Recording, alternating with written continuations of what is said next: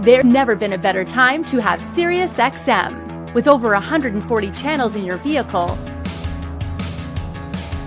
your all-access trial includes more than ever before to enjoy online, on your phone, or at home.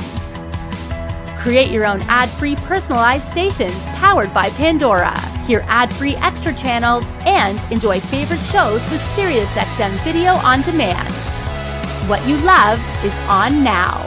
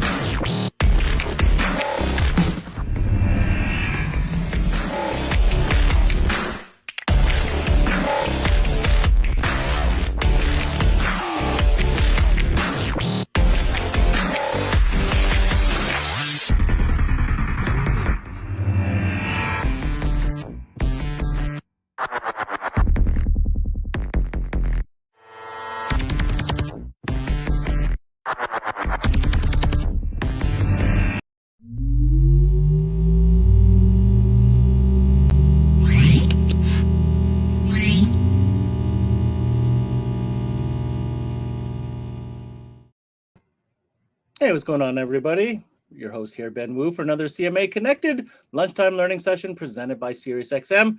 You know, it's that time of year when I start looking at the schedule and stuff like, remote starters, security systems, lighting, all that type of stuff.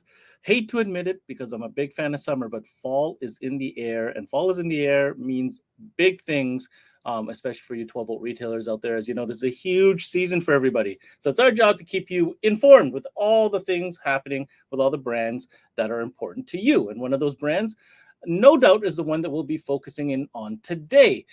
Recent acquisition by Vox Electronics. DirectX has been in the game for, even longer than I've been in the game. I still remember back in the day picking up my first Viper alarm to put in and seeing those commercials with the snake and everything. You old school guys will know what I'm talking about. You younger ones may not. But anyhow, Viper is the name of the game, and they are all about staying relevant, remote starters, security, telematics. We're going to go through all that stuff because we've got the right experts on the show with us today to talk about it. So without further ado, let's go ahead and get our esteemed guest on the screen with us. Let's start with the boss man himself. He is the vice president of security, of telematics, of ADAS, of the world, Joe Dentomaro from Vox. What's going on, Joe? How you doing, Ben? Great to see you. I had to slide in the world thing. Did you notice that? Absolutely. Thanks for joining us. And of course, we also, if we're talking about DirectX, we're going to bring in the sales manager, the vice president of sales, Mr. Al Fontaine. Hey, Al, good to see you again. Good. Thanks, Ben. Thanks for having us on. How can I do a DirectX episode at DI and not have you on, sir? It's kind of silly. Of course, we would have you on. And you know what? We need to talk about everything technical support and all that type of stuff. And we had this gentleman on recently. We invited him back because there's also some updates that we want him to share. And his name is Chris Lombardi, and he is the supervisor for both tech support as well as training. Welcome back, Chris. Thanks, Ben. Thanks for having us. All right. I feel like I have the entire team. I've assembled the Ocean's 11 of Viper, and I think that we were ready to engage our audience and get talking about all things Viper, top to bottom. Let's start with maybe some updates. I know we've already spent the time, Joe, talking about the acquisition. I think that's old news. Everybody knows Vox and DirectX are as one now. But I think we should take the opportunity and kind of talk to our Canadian audience. And because this gentleman on the bottom right of the screen is the new VP of sales for all DirectX, including in Canada. Yeah, for sure, Ben. It's been an exciting year. I can tell you that. Blending the DirectX products into the Vox family has just been extremely exciting, especially going through everything with COVID and all the component problems and stuff that we're faced with. But it's been very exciting. A great group of guys that we blended in. Chris and Al, specifically for being on this with us today. Just phenomenal guys. Just super proud to have them as part of the Vox family. Specifically with Canada,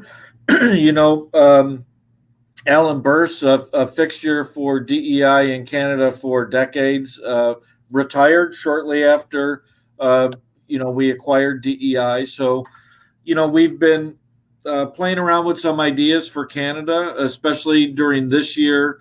This year is just going to be maintain, get through the year, and then put our plans in for next year. So obviously Al Fontaine was handling the U.S. side for us when we acquired it, and Alan was handling up in Canada. But Al will be overseeing the global operation now for sales. So all the Vox products that, especially in my group, for the ADAS product, all the security products, and of course the directed product. So Al will take over the reins and manage all the customers, of course, with Dana up there today.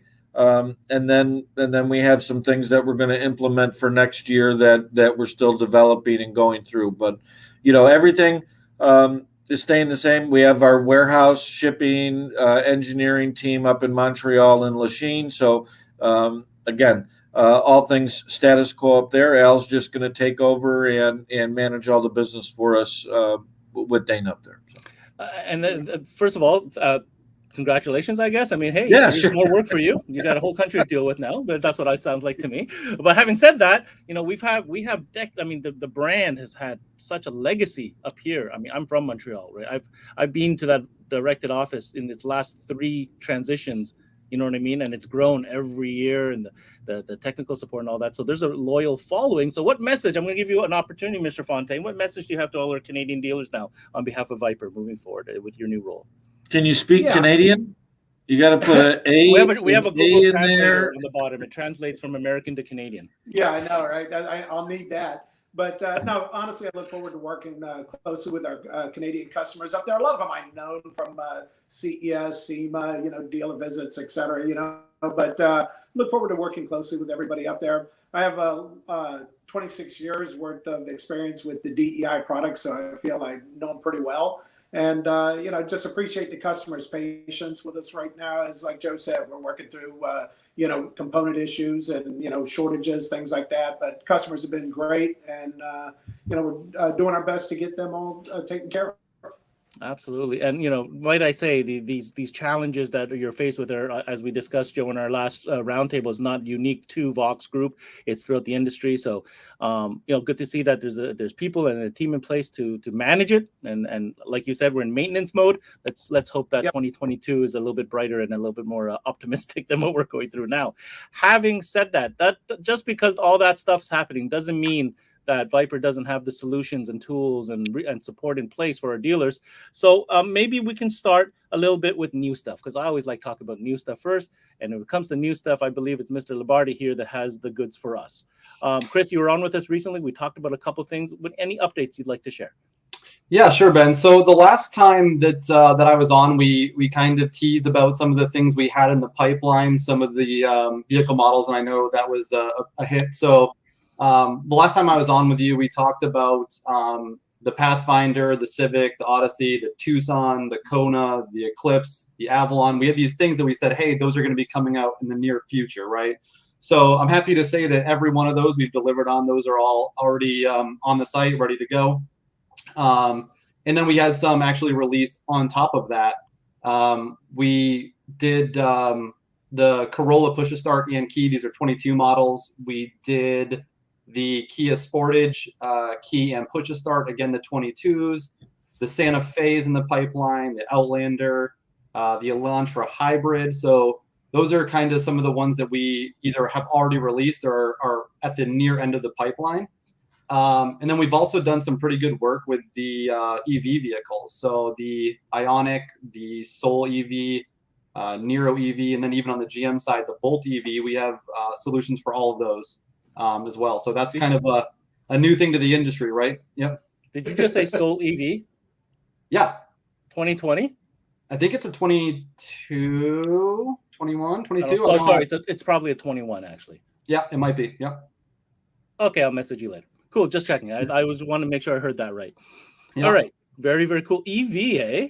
Because I got a question for you about that. I got a question for you. But most of these EV vehicles come with these factory cellular, like application-based remote start systems. Yeah, so there's a couple different things on that side, right? So we're talking about the Ionic, right? So Blue Link and so forth. So the technology is great, but it has its limitations. There's scenarios where you can't utilize it. There's a certain amount of starts you can do per day. I like to think that our telematics smart start is a little bit more reliable than the Blue Link side, and that kind of carries across. And then there's also some opportunities with the vehicle's plugged in, it's charging, it's doing this, it's doing that. And we have a way around a lot of the issues that are on the OEM side that we've found solutions for. So very interesting. I'd definitely like to hear more about that once it develops and getting some testimonials on these installs, because it is a new category for a lot of people. And I believe you guys are kind of leading the way in that one for sure. All right. Mm-hmm. Yeah. And then we also have started to bring back some of the RSR stuff. So that would be the DB3 standalone bypass module where we're doing RSR platforms. That's been something that us on the tech side really loved and missed. And then when we moved over to Vox, Joe and his team and everyone got on board and said, yeah, we love RSR. We want to bring it back. So they've been hard at work. We've got 5 different Hyundai firmwares on RSR just over the past few months, and then 4 or 5 Chrysler ones. So we're doing a lot of work there as well. So good solutions for easy installs, one module type stuff. Sorry, just to clarify for those listening in, RSR stands for?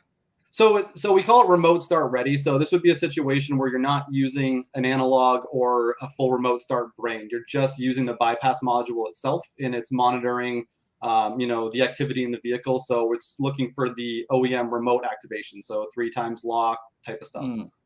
Very good. Is that a popular growing category? Yeah, I think it's always done extremely well. It's a really good solution. It's time consuming in a lot of cases. It's a relatively easy install. When those solutions are available, it's usually like 4 to 8 wire installs, 1 small module and so forth, no antenna, so it's usually a pretty easy install, and it's cheaper, less product, right? So a lot of people aim for that as a lower price point solution. Yeah, Ben, we touch on that just a little bit more. It's kind of like the whole analog story that we talked about before. We at Vox had always been in the mindset to some limit, right? It's just whatever the customer wants, we're going to try to deliver that solution for them. Again, just to some limit. Directed, some of the other suppliers out there, obviously we're going down a different path with, doing all digital, a DS4 or one of the other competitive digital remote starts that are out there. I get it. I totally understand that. But in our business, what is on the Vox side and bringing directed in, there's 3 different types of businesses out there for remote start: the analog, the standalone or RSR type product, the lower cost digital kind of product, and then the full-blown digital remote start. And we've never been a company that just said, no, we're not going to do that anymore because it may be more profitable for us or easier or less SKUs to manage. So there is certain marketplaces, a lot more of the expediters use the RSR type products. Some of the inner city, some of the other area retailers use a lot of analog starters, and then a lot of the pure specialist accounts use the digital product. So there's a little bit of everything for everybody, and we just didn't want to shut the door on anybody. No, and I think that's important, and an important message to dealers listening in, saying there's a solution out there, and how, I don't know if this was preemptive or you're psychic, and with that decision, with what's happened now with supply, analog systems, as discussed in our previous roundtable on live, might be more relevant than ever before. So on that note, let's talk about analog systems. Obviously we know about the DS4 platform. That's kind of like everybody's listening to this already knows what that is. What offerings are we talking about from Viper or from Directed with regards to analog systems? Yeah, well, Al could take that one. Yeah. So sorry, Al, to cut you off. I felt this was important to put up here. Lee Installer want to say hi to Chris and Joe, so I just want to put that up. There you go. Lee. All right. Go ahead. Sorry, Al. I didn't mean to cut you off. No problem. To expand a little bit on what Chris was saying about the RSR being brought back, and what Joe said also about building what the customer wants. At DEI, decision had been made to kill some of the Viper analog remote starts. So the 4606, 4706, 4806. But we had a lot of customers reach out and say that they still want to use it, especially up in Canada. It was very popular up in Canada, the Viper premium, analog system. So what we ended up doing was we brought back the 4606V. It's a half-mile range system with one remote. The good part about it is two-way ready. So they can take any of our premium remotes, pair it to the system, and now all of a sudden build let's say a 4706 or a 4806 by using that one base system, the 4606. So that that was very popular. The other thing was we brought back the 4706V, which is a two-way LCD 1 mile range remote start. It comes with the LCD 1 mile range transmitter, as well as the half-mile range companion that's one way. And we also have the 4806V, and the 4806V is two-way LED 1 mile range, and that one comes with the one-way companion transmitter also. So all those are back, and we're receiving them in stock now as we speak. So excited to bring them back. I know I've made a lot of customers happy, and we have orders in the system already for them. I guess my question is, have the dealers kind of responded in a certain way saying, hey, if you don't have this, do you have that? Or were they actually already requesting? Was there a demand, I guess, is the question I have from the Well, right now, with some of the issues on inventory when it comes to digital, when they found out that we had analog, they were happy as could be because of the fact we had a solution. What the consumer ends up seeing basically is the remote in hand. So whether it be with a DS4, a DS3, or an analog system, they're still selling that system. So, that's what people really liked. And, the thing is, yes, a lot of people had transitioned over to the digital, especially up in Canada. Canada was like the first to transition to digital, But, there's still people that aren't going to change. And just because we're not going to build it doesn't mean that they're going to, that they're going to convert when they're ready. They might find another supplier that might have that system that they want. So, and that's probably not what you want. Yeah, exactly. So I was happy to hear that. When Joe and Aaron said, "Hey, if they want it, we'll build it." So very good. And so it sounds like you're well equipped. So dealers, if you're listening in, Viper's got your back when it comes to some analog systems for sure. We're going to talk a little bit more about that. I want to direct a question that just came up, Joe, on messaging. I think this is more of a sales oriented maybe question. Something you want. So we know Corey. Corey's from DC Audio is one of our good listeners, and he owns a retail shop up in Sarnia in Ontario. I guess his question is, why would you undercut your own product in reference to selling RSR versus a full controller? Who would like to take that? I think that would probably be more technical for Chris. Maybe could answer the features of the difference in the product.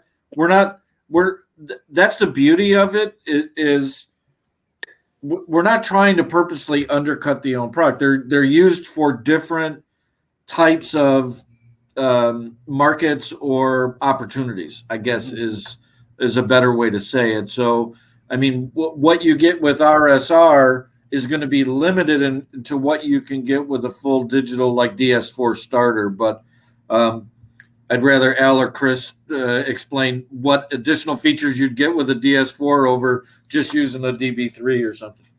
Yeah, you want me to take it out? Oh, well, from a sales side, there's a couple things that I always would speak about was you're limited when you're using a DB3, for instance, to do RSR start, because you could either add an RF kit to it. Let's say you weren't going to do 3-lock start. Then you could add an RF kit to it or add a smart start to it, but you could not add both. So you were limited on inputs and outputs on the DB3. So that's why we built, we had RSR for a basic installation. We had the DS3 and the DS4 for installations where you want to expand and add more features to it. So Chris, from a tech side, can you expand on that? Yeah, so just speaking from my own experience being in a shop for almost 20 years installing, so RSR has a great place, and that was why tech was pretty disappointed to see it go when it did. It's a great solution when you know exactly what the clientele is you're working with, right? You have someone in front of you and they are very specific with their needs and their wants. Expediters, like we talked about, great candidates for it. And you know, the person says, hey, I work from home, or, you know, stay at home person, or whatever the case may be. All I care about is being able to remote start my car from my driveway 50 feet away. That's all I'm ever going to care about. It's a great entry level solution, right? And you don't have to worry about having an extra remote on your keychain and so forth. But when it comes to the ability to upgrade, or, you know, you change your mind down the road, hey, you know, I moved, now I'm in a different neighborhood, I want security. You know, you don't have that option, right? Whereas if you did that same solution, you can still install a DS4 with a 3-lock solution and you end up with basically the same look and feel, but then you have the ability to upgrade it to security, right? Add that on. To Al's point, you can have an external remote with a mile range and a smart start. You don't get that option with DB3. You know, all those different things. And then, Ben, as you know, sometimes you want to get fancy, right? If you're a techie person, you're like, I want 4 auxes, I want turbo timers, I want all these different things that an RSR solution just can't account for, right? So both of them have their place. And to Joe's point, we're not trying to get rid of one SKU to replace another. We just want all the dealers to have the opportunity to select what's best for their clients. I think that's really very well said. It's a question of offering, right? Yeah. And again, Expediter is not the same model as maybe a retailer or otherwise, or a dealership, or whatever the system, the scenario may be. Sounds to me like all Vox and DirectX is doing is providing a solution, and you choose what's best for you. I don't think it's necessarily a question of undercutting. Corey, to your, for your question, I guess it depends on your business, right? So choose the right product that suits your customers and your business. And Michael Berger wants to say, customers may not want another key fob, because that's another added expense, right? Key fobs are one of the most expensive parts of the system. So that's another great point, Michael. Thanks for adding that. You know, like I said, I don't know if I made it clear enough. I'd love to sell everybody DS4s. That would be, I would be sitting here smiling to death, right? So that's all I had to make. That's all I had to keep. That's all I had to sell. But, you know, I don't want to force the person to that. That's the only message that I wanted to get across was, we're not forcing you. We're giving you the option. You don't want that option, we have something else to fit the need for you. So there you go. All right. Well said. Moving on quickly to, well, we have a presentation that we do, we have to take some time to take a look at the actual product and the offering. I know that we have a presentation. I'm going to go ahead and throw that up right now. Here we go. Viper. Remote start security products, the world's best-selling vehicle in security. You heard what I said in the beginning. Do you remember those commercials with the cartoon Viper that came out of the car when the thief was going? Chris probably doesn't remember. We can play that for you if you want. Okay. Have that. Absolutely. All right. So here we go. I guess I will leave this to Al to take over. Yep. And these were the analog systems that I spoke about a few minutes ago that, backed by popular demand. Once again, the 4606V, the 4706V, and the 4806V are all back in stock and ready to ship. So, we're excited about it. Like I said, we have orders in the system, and, we're able to provide our customers what they've been asking for. So. Oh. Okay, one thing I really want to talk about was a huge opportunity, not only in the U.S., but in Canada also. Everybody's buying our Smart Start product, right? We saw a lot of Smart Start, but we have the ability now to add a small fleet capability to our actual DSM 550. Our standard Smart Start now has the ability to have a small fleet family added to it. And the benefit of it is, if you think about it, there's a ton of mom and pop type stores out there, plumbing companies, HVAC companies, electrical companies, et cetera, that have multiple vehicles, but they don't want to pay for that real-time GPS breadcrumb tracking because it's very expensive. So what we've been able to do is we've added that plan to the actual DSM 550. So now the end user has the ability to track the vehicles. They can actually, and we could go through the slide, Ben, because they can do real-time monitoring at a very affordable price. I'll talk about the price here in a minute and the features, but they can also go to the next slide. They can deter bad driver behavior by, aggressive stops and starts, curfews, like let's say that that HVAC truck needed to be back in at the shop in the yard by 6 o'clock at night. Next thing you know, it's not, and the guy's driving it around to run his own personal errands or whatever, you know. So that can all be tracked. The big difference too is that with the small fleet and family service, it can be tracked. All the vehicles that you have a system on can be tracked on the web. Where with the standard Smart Start, it was only available through your mobile, you know, through your phone or your tablet. Yeah, it was never available on the web. So that's another good thing on it. And then go to the next slide. Okay, impact detection. You know, God forbid something would happen and one of the vehicles was in a wreck. You know, you can get that information sent to you as an alert as part of the plan also. So, and the next one. So trip history and trip reporting. And here's where I'll talk about the pricing plans. There's the standard GPS plan that updates once every, let me see, that one updates, hold on 1 minute.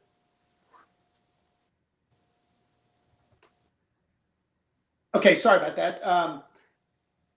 That one, let me see. I'm just sitting here in awe, thinking that this is now So to consumers.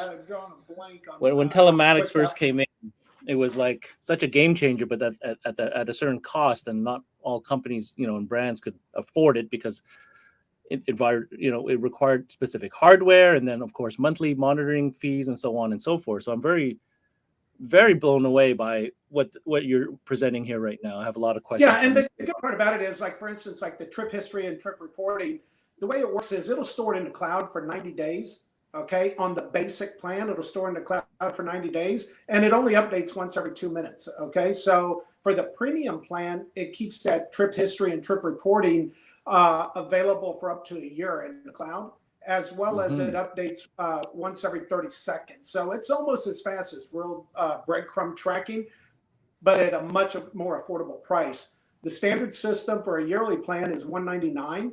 So regular GPS plan that updates every 2 minutes and only stores stores the history for 90 days is $199.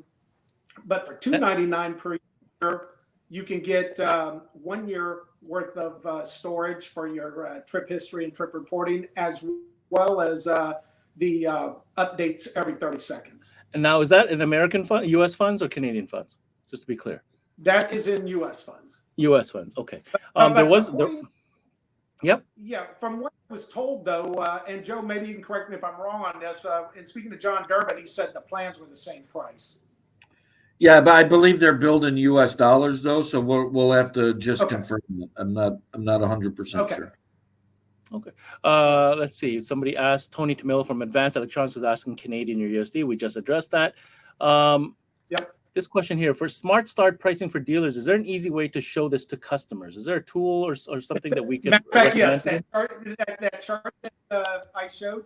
Okay, I'm going to show it. So, right, I'm going to show it now. It's not great for video like what we're doing, but just to give you an idea, you know.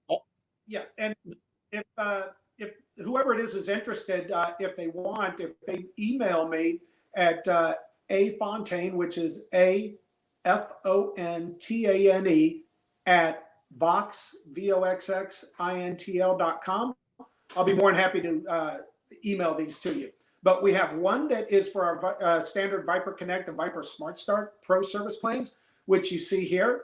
And then we have one for fleet and family. And that is one thing, whoever asked that question, that's one thing that we get a lot of, is the fact that I'd like to be able to show it and keep it simple. Because right now it's kind of like all over the place. So what we did was take our service plan or our different service plans, put them on one sheet, and now your salespeople can show the regular service plans as well as the fleet plans on one sheet each. Absolutely. All service plans are in U.S. dollars, by the way. They are in U.S. dollars. Okay. I mean, you're looking at $200-300 US a year. For a small business, right, that is very affordable for, if they have a small fleet of 2 or 3 vehicles or something like that. Well, considering what it costs to have an actual commercial type of right tracking with real breadcrumbs. I mean, once every 30 seconds, you're going to get a pretty good history of what's going on with that vehicle or where that vehicle's headed, versus, paying for it every, like for real time, breadcrumb tracking. And the flexibility of having the tracking be able to go through an internet browser versus your phone or your smartphone. Now you can, pass that on to an administrative person or whoever else instead of having to be on that app logged in, right? So I think that's really flexible as well. Another thing that's pretty cool about it, though, too, is that one device now you can, like let's say it's a regular stereo shop. That shop can go ahead and use the DSM 550 for the regular retailers that come in that might want a smart start, or for the commercial side on small fleet. So it's one same device hardware. that can do. Yep, same hardware. Same hardware. So easy on the inventory. Yep, definitely. Beautiful. And I know that your focus was talking about the fleet, but man, family, like I look at this picture, young driver, your teen, just to know the impact detection. And like you said, the heavy on the pedal people, you can monitor that and all that type of stuff. So I think that's really great. And never mind the valet when you valet your vehicle for, wherever. Yeah, the other thing that's pretty good though too, Ben, is the fact that let's say a consumer, from the family side of this small fleet family plan, if a consumer wants to add a plan like that to their child's vehicle, they can do that. Mm-hmm. So it's available to the consumer. It's not just on the commercial side. It's available to a consumer if they want to have that breadcrumb tracking, that driver behavior, impact detection, all that. It's all available right there to them. They can opt in for that plan when they go to pick a service plan and have all the ability. They can see multiple vehicles. Let's say they have multiple vehicles in their family. They can see all the multiple vehicles right there on the web. So very cool. Very cool. From a business perspective, Joe, is this a category that you see, because I see you're the vice president of telematics? I'm going to ask you the question: is this something that we're going to continue seeing emphasis on and growth and development? Absolutely. It's been the telematics side of our business has been crazy ever since its infancy.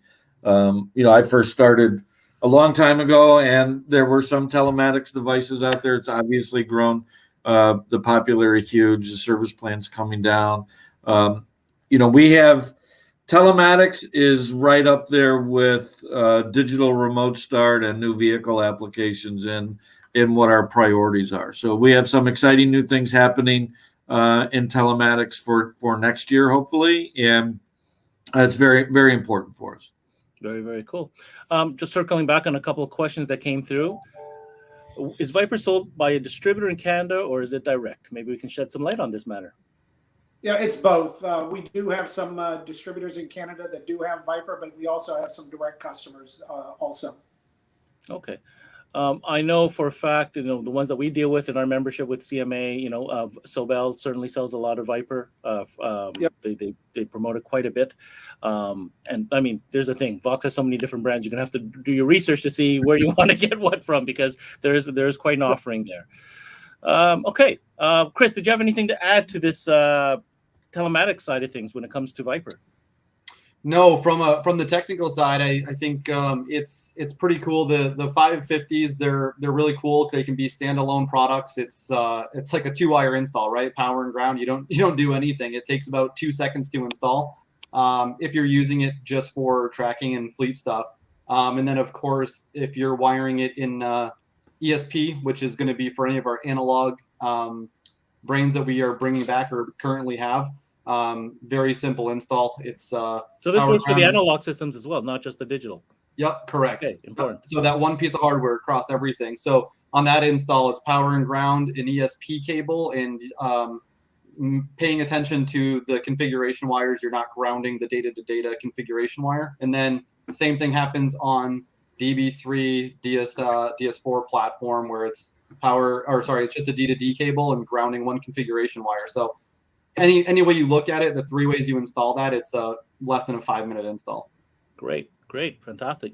I mean, certainly something, if I was a retailer, to pay more attention to and offer and talk about. A lot of times technology doesn't keep up with sorry, I should reverse that. The sales don't keep up with the technology, and a lot of that is just training and getting used to being part of your pitch and presentation at the retail level. So dealers need to know, hey, this is an option. You're putting in one of these systems, whether digital or analog. These can be added, and here are the plans. So if you connect all those dots, I think you got a pretty good package and solid offering for your customers over there.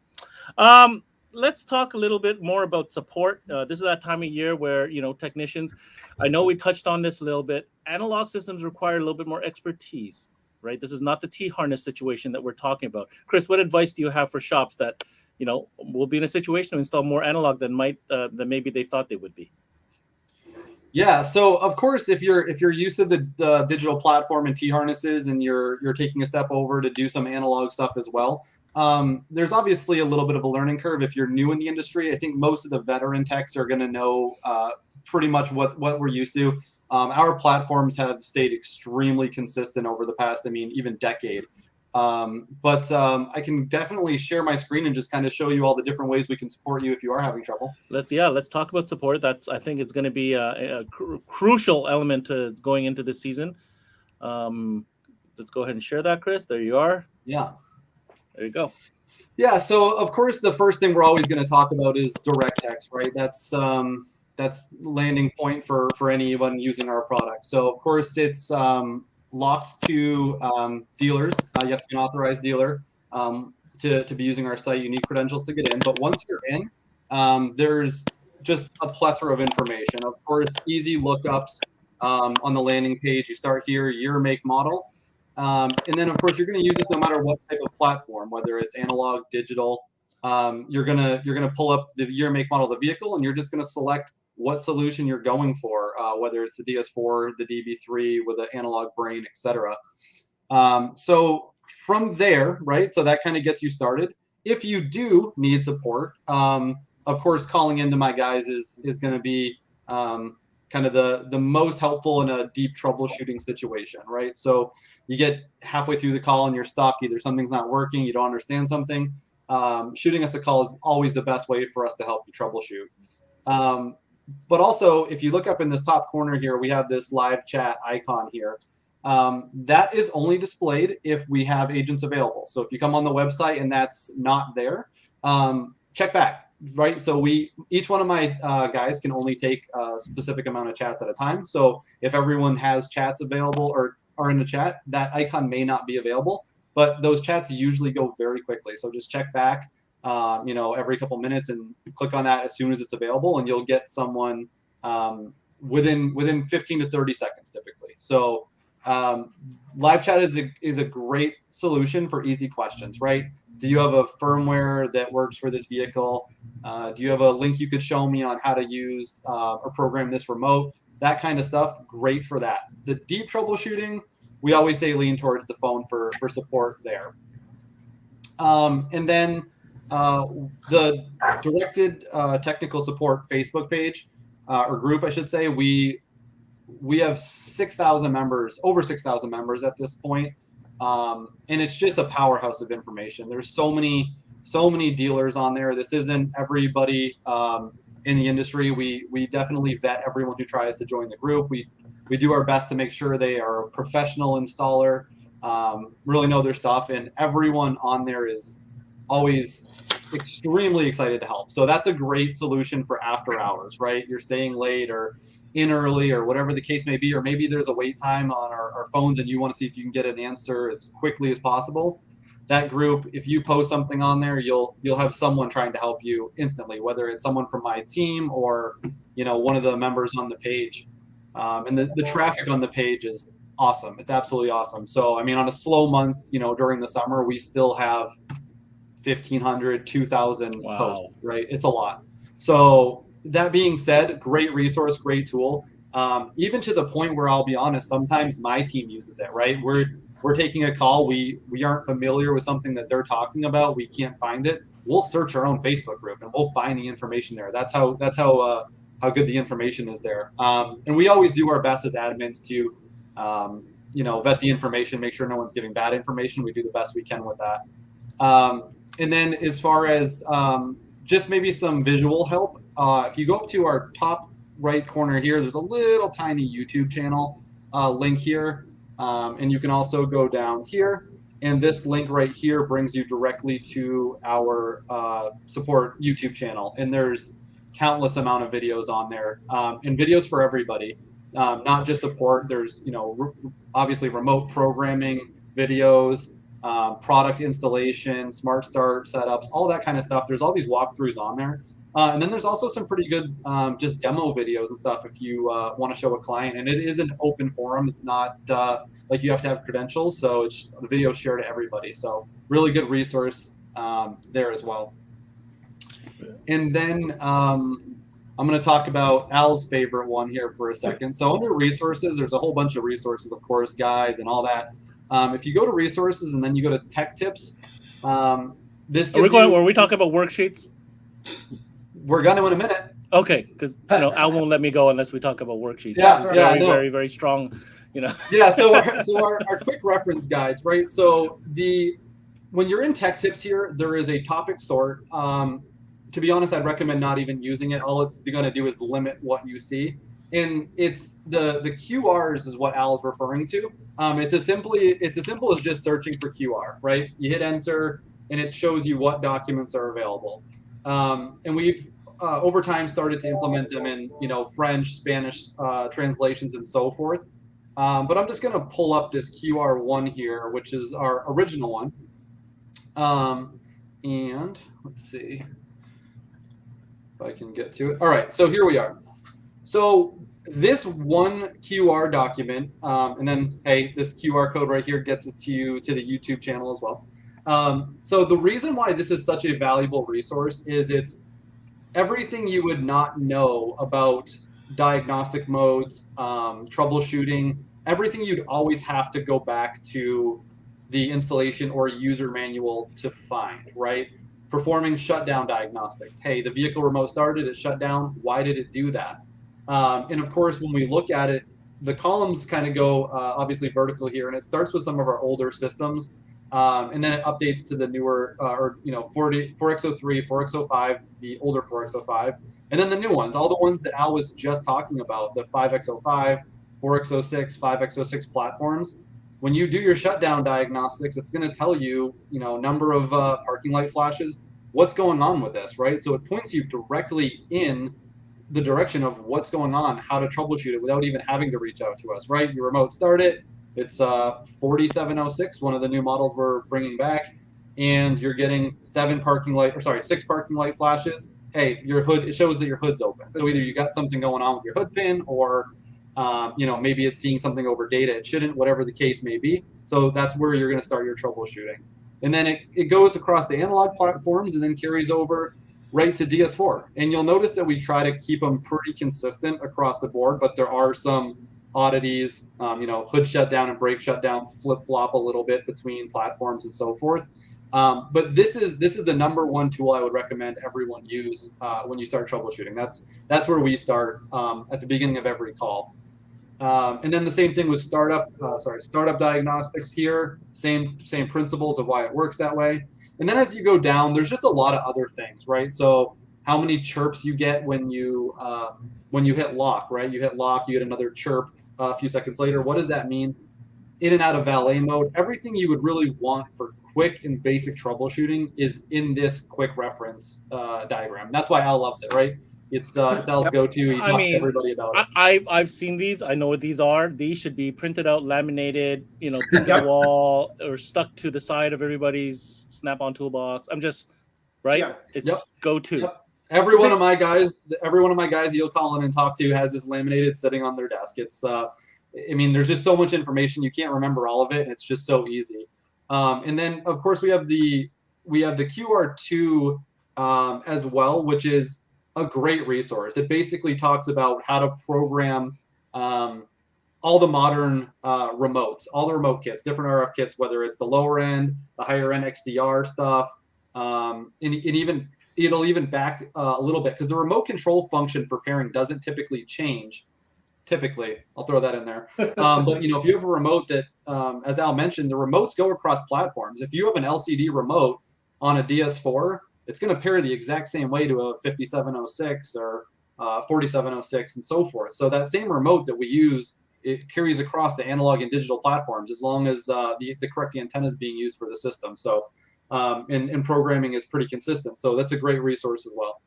Who deserves a shout out? All the technicians and customer service people that collaborated to make those sheets happen. Can you imagine? how much time and calls and all that stuff. So shout out to whoever was involved in that for sure. Yeah, absolutely. All right, very, very cool. Thank you, Chris. Yeah, you're welcome. We're headed towards the end of our session here. We covered some tech support stuff. We covered a couple new applications. We talked about small fleet family, telematics, talked about the new analog systems. I want to end something fun, something that was supposedly coming new down the pipe, Joe. Yeah. I'm going to share the screen here. Hold on. Let me get the screen share going. I want to know what is going on with this right here. You're wondering what the hell I'm going to show on the screen. I have no idea what you're going to show. Nothing like putting a guy on the spot. Yeah, that's me. That's what I do, man. So I noticed on the screen, you see this little thing on the right? This was announced. So I want some updates. What is this Viper Smart View? So, this is a little bit of a combination of technologies and products, and the continuation of telematics, the continuation of ADAS, the continuation of digital. So, it's Directed had been working on this product prior to us acquiring them, along with some other forward-thinking products that we had with the engineering team. So, time and resource, you have to prioritize projects with the engineering team. We're obviously in a component shortage crisis this year, spending a lot of time with engineering, developing new chips and replacement chips and things like that. So I think if we weren't dealt those cards and had to deal with this crisis this year, we probably would be introducing that product today, as opposed to just talking about it today. So that's how high up on the priority list it is for us. I think without overextending myself into what, if you think of it as Ring doorbell for your car, kind of technology, that's where we're going. A Viper View, Directed View, Smart View, whatever the final name winds up being with it. It's basically a connected dash cam to use with Smart Start and to get notifications and video if someone breaks into the car, something happens to the car. So it's an extremely high priority for us on the development side. So I'm going to have a lot of questions here. The first thing, what better than a security company to come out with a dash cam, right? There's tons of dash cams out there. I'm not knocking any dash cams. There's some great dash cams out there. But for a company such as Viper to come up with one that connects to, I'm gonna guess, their DS4 system, correct, that communicates with one another, I think that has so many legs that it can go so many different places with, with your application, mobile application control, so on and so forth, telling the camera to turn on, record, and all that type of stuff. I guess, my question is this. Can we expect more outside of the box componentry and development when it comes to Viper brand? Yeah, I mean, we, typically in security, you sit around every year pounding your head of, what can I do for a remote start, right? What new thing can I add for a remote start? What plastic could I change to make it look cooler or something like that? So it's always a challenge for the security and remote start category on new products, but we are looking at some new transmitter designs. That's something that we're doing. That's not very exciting, but it's a facelift time is certainly on the list. Wireless components are certainly on the list of forward-thinking products for us. Such as sirens? Such as sirens, such as shock sensors, such as pin switches, such are a lot of different things. Do we even need a soldering gun anymore? I'm just asking. I don't know. It just seems like that's where it's going. Sorry. Yeah. That's right. I remember Directed one time, I think won a CES Innovations Award for a wireless soldering gun. Really? I think I remember that. I don't know how that happened, but anyway. Okay. But there's a lot of stuff, Ben, on and everybody watching. We have a lot on the list. As I always said in the beginning, with the acquisition of Directed, our number one priority is digital remote start, vehicle applications, T-harness applications. And that's everything else kind of flows from there. That's the the basis, the starting point, and then telematics is right behind that, and everything we can do to enhance and improve those two products, and Viper View or directed view or whatever that is, will certainly fall right into that. It's a mixture of both, and we're real excited about it. We've got a lot of people working on it. We've had a lot of discussions with dash cam companies out there for this collaboration. I think we picked probably the best one, the best quality. It's a little premature to get into, all the specifics about it right now. I would say, this is definitely going to be session worthy, as we get closer to CES timeframe, but nice. Definitely exciting. So my last 2 cents, because I'm quirky like this, it'd be nice if also you extended the Viper brand to some ADAS product and incorporate that under Viper brand from a merchandising standpoint. Yeah, right. There's been there might be. I don't know who's watching this right now, but there may be some people there have already said that to me. Oh, okay. This is just me saying it. The brand is there. So anyhow, yeah, for sure. That was my 2 cents. Gentlemen, the brand is definitely there. The loyalty to the brand is unquestioned, and we'll certainly take advantage of those opportunities. Imagine a smart, like a Viper-enabled application that can control sensitivity of your blind spot sensors. Just saying. Yeah, it's pretty cool. Just saying.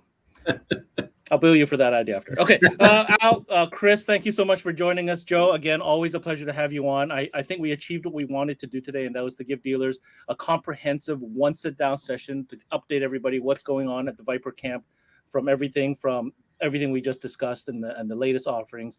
And yeah, analog is going to be a thing. So absolutely know that Viper's got you covered for that as well. Gentlemen, on that note, thank you so much for making the time today. And we'll talk soon. Thanks for having us. Fantastic, guys. Thanks. Take care. Okay. So there you have it, folks. Team Viper here, sharing with us all the details that you need to know. Upcoming remote start security system. I want to thank all the great shops and installers that joined us on our conversation today. And yeah, your comments make sense. You guys have the questions. I'm going to put them up. You just got to ask them. So don't be shy to ask them. On that note, thanks for tuning in to another session here of CMA Connected, presented by SiriusXM. I'm your host, Ben Wu. Until next time, we connect.